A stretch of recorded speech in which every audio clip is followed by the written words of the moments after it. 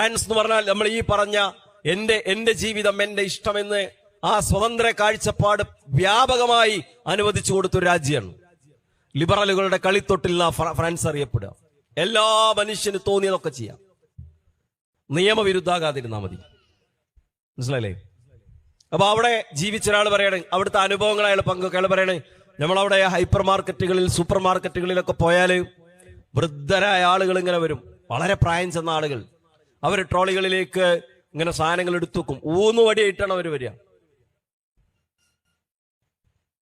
അവരെന്തിനാ സാധനങ്ങൾ വാങ്ങിക്കുന്നത്? അവരുടെ മക്കളെവിടെ? അവരുടെ പേരമക്കളെവിടെ?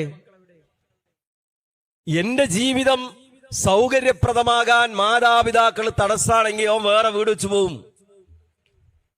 എന്റെ ഇഷ്ടത്തിന് മാതാപിതാക്കളുടെ വൃദ്ധരായ വാർദ്ധക്യത്തിലെത്തിയ മാതാപിതാക്കൾ തടസ്സമാകരുത് എന്നാണ് ചിന്തിക്കുന്നത്.